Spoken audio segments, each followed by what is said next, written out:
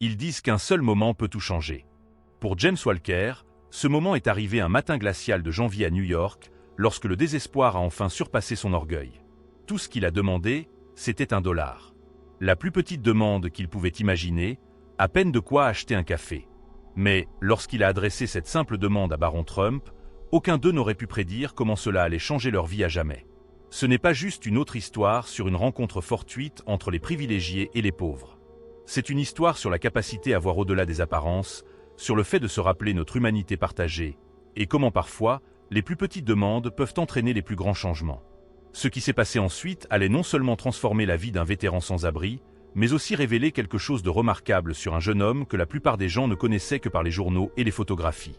Parfois, la véritable mesure d'une personne ne réside pas dans son nom ou son statut, mais dans la manière dont elle réagit quand quelqu'un lui demande de l'aide. James Walker n'avait jamais imaginé en arriver là. Assis sur le trottoir gelé de New York, son corps lui faisait mal à chaque mouvement. Il avait 62 ans et, il y a seulement 8 mois, sa vie semblait normale. Un emploi comme agent de sécurité, un appartement, une famille. Tout cela lui a été enlevé d'un coup par des problèmes cardiaques, des crises de santé et, plus que tout, par une tragédie irréparable. La mort de sa femme Sarah et de son fils Michael dans un accident de voiture, il y a 10 ans. Maintenant, James n'avait plus rien. Juste un sac à dos avec quelques vêtements, sa carte d'identité militaire et la dernière photo de sa famille. Les rues de New York l'ignoraient. Il se sentait invisible, comme s'il s'était éteint du monde. Les gens passaient en hâte, leur tasse de café et leur téléphone portable semblant plus importants que son existence. James ne ressentait pas de colère, juste une douleur silencieuse, une profonde nostalgie de ce qu'il était autrefois. Il se souvenait encore de quand il rentrait chez lui le soir, embrassait Sarah, et Michael, à 14 ans, lui faisait signe depuis la cuisine. La faim le tenaillait, et il regarda les 27 cents dans sa poche. L'odeur de la ville, mélangée au vent glacial, était insupportable. Le soleil brillait, mais il ne réchauffait pas assez pour dissiper le froid de la matinée. Puis il l'a vu. Une petite foule s'était formée sur le trottoir. Le bruit des téléphones soulevés, les caméras prenant des photos. Il a vu les gardes de sécurité se déplacer avec la précision qu'il connaissait si bien. Il savait qu'il se passait quelque chose. Il les suivait du regard, et quand il l'a vu, son cœur a bondi.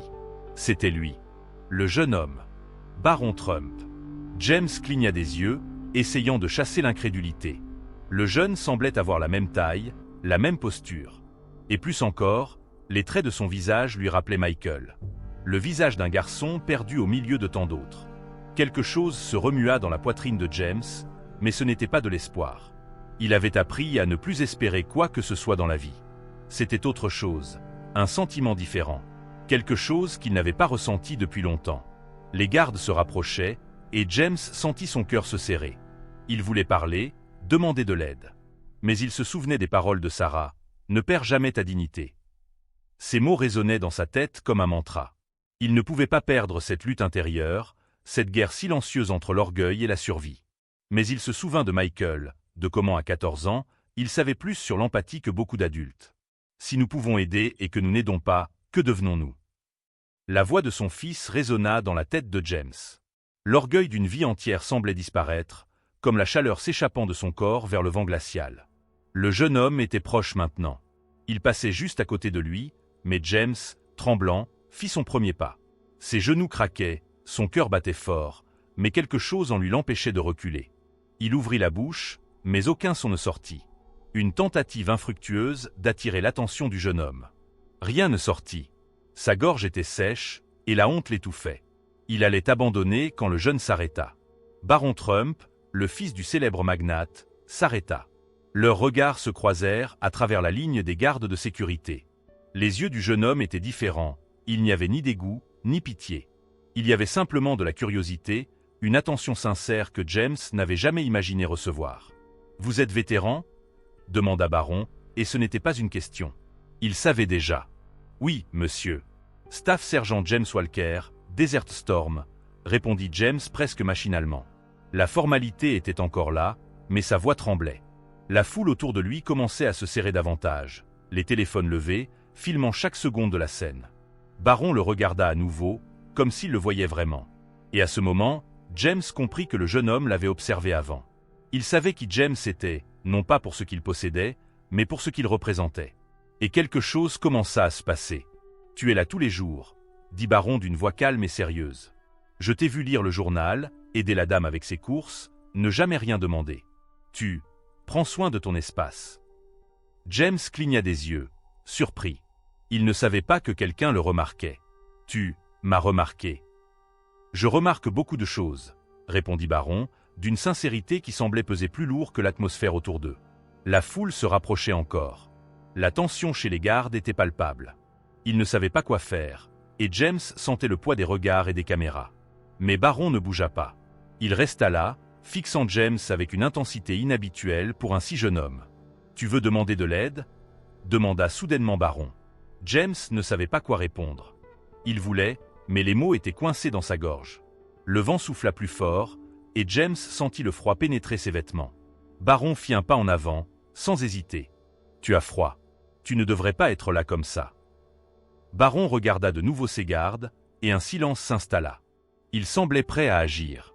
Le moment semblait suspendu. James prit une grande inspiration. Il savait qu'il était à un point de non-retour. La question, qui n'avait été qu'une pensée jusque-là, était maintenant au bout de sa langue. Il regarda Baron, ce jeune homme qui, d'une manière ou d'une autre, lui rappelait douloureusement son fils, et il sut que c'était sa seule chance. « Tu pourrais me donner $1. » La voix de James était faible, presque inaudible, mais elle portait le poids d'une vie entière d'orgueil, de douleur et de perte. Les gardes se tendirent, prêts à agir. Mais Baron ne bougea pas. Il se tourna vers son équipe. « Laissez-nous tranquille un moment, s'il vous plaît, » dit-il calmement. Et, pour la première fois depuis de nombreuses années, James sentit que quelqu'un le voyait, vraiment le voyait. Baron fixa son regard sur James pendant un long moment, ses yeux profonds et concentrés, comme s'il cherchait quelque chose de plus que des mots. James ressentit le poids de ce regard, une combinaison de compassion et de compréhension. Il ne savait pas à quoi s'attendre. Il ne savait pas ce qui allait se passer ensuite. Mais cette sensation d'être vu à nouveau, vraiment vu, fit naître quelque chose en lui. Comme si, pendant un instant, il avait été sorti de l'obscurité. Les gardes semblaient impatients, l'atmosphère tendue, mais Baron, avec sa posture solide, ne se laissa pas influencer. Il avança d'un pas, se plaçant entre James et les gardes, ce qui apporta à James une sensation de soulagement, comme si le vent glacial s'était calmé, même si ce n'était que pour un instant. « Tu as dit que ton nom était Michael, » murmura Baron. « Parle-moi de lui. » James avale sa salive, le nom de son fils encore si présent, si douloureux. Il n'avait jamais parlé de Michael à voix haute, mais face à ce jeune homme, quelque chose sembla se libérer en lui. Il n'avait plus la force de résister. Les mots s'échappèrent avec la sincérité de quelqu'un qui n'avait pas exprimé ses sentiments depuis trop longtemps. Michael, c'était tout pour moi. Un garçon au cœur pur. Il n'avait que 14 ans quand la vie nous a tout pris. Il disait toujours que, si nous pouvions aider, nous devions le faire. Il croyait que, si nous ne faisions rien, nous échouerions envers le monde. Mais... James s'interrompit, ses yeux se brouillant à l'évocation du visage de Michael, souriant comme s'il était toujours là. Mais j'ai échoué. J'ai échoué, Baron. Je n'ai pas pu sauver ma famille. Et voilà où j'en suis. L'émotion dans la voix de James était indéniable. La douleur qu'il portait se déversa en torrent, et il ne put plus la retenir. Il était là, sur le trottoir froid, parlant à un inconnu, au fils d'un homme qu'il n'avait jamais cru rencontrer. Et tout ce qu'il ressentait, c'était la solitude d'un père ayant perdu son enfant. Baron resta silencieux un moment, absorbant chaque mot. Il ne dit rien, mais son expression montrait qu'il comprenait plus que James ne l'aurait imaginé. Il s'avança d'un pas, de sorte qu'ils étaient presque face à face maintenant. Le jeune homme regarda James avec une intensité qui fit resserrer la poitrine de ce dernier. « Je suis désolé, monsieur Walker, » dit Baron, sa voix plus douce maintenant. « Je ne pourrai jamais comprendre complètement, mais comment puis-je t'aider? Je ne parle pas seulement du dollar. Je parle de quelque chose de plus. Ce que tu as vraiment besoin. » La question fut simple, mais elle tomba comme une pierre sur la poitrine de James. De quoi avait-il vraiment besoin? Il ne savait plus. Qu'est-ce qu'il pouvait demander? Qu'est-ce qu'il pouvait accepter? Les gardes observaient, et la foule semblait être un monstre énorme de regards curieux. Mais, à l'intérieur, James sentait que le monde autour de lui se désintégrait. Il voulait juste sentir qu'il avait encore de la valeur.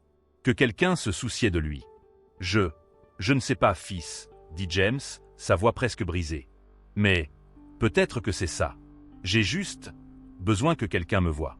Que quelqu'un voie ce que j'étais. Que quelqu'un voie ce que je suis. Pas comme un déchet. Juste un homme. Baron le regarda avec une intensité sereine, et pendant un moment, James sentit qu'il pourrait enfin trouver un peu de paix. Le jeune homme s'approcha et, d'un geste inattendu, posa la main sur l'épaule de James. Le geste était simple, mais porteur d'une force silencieuse. « Tu n'es pas un déchet », dit Baron fermement. « Tu es bien plus que ça. Et tu n'es pas seul. Tu ne l'as jamais été. Je t'ai vu. J'ai vu qui tu es. Maintenant, laisse-moi t'aider. » Les gardes, encore inconfortables, commencèrent à se mouvoir, mais Baron les arrêta d'un geste discret.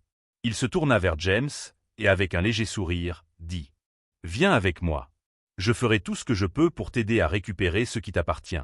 Ça ne sera pas facile, mais ensemble, on trouvera un chemin. » James le regarda, abasourdi. Il ne savait pas quoi faire, mais quelque chose dans la voix de Baron, dans la certitude de ses paroles, éveilla quelque chose en lui. Il sentit la chaleur d'une possibilité lointaine. Soudain, une partie de son ancien esprit se réveilla. Ce n'était pas tout perdu. Il pourrait, oui, essayer une fois de plus. Je ne sais pas quoi dire, murmura James, les mots s'échappant lentement. Tu n'as rien à dire, répondit Baron. Fais-moi confiance. Je vais t'aider.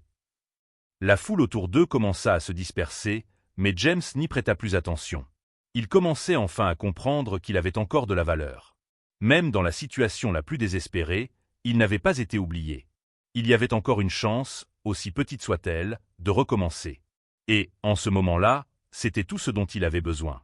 Baron le regarda une dernière fois, son regard ferme mais doux. James sentit un frisson le parcourir, mais ce n'était plus le froid mordant. C'était quelque chose de différent. Quelque chose qu'il n'avait pas ressenti depuis bien longtemps. C'était l'espoir.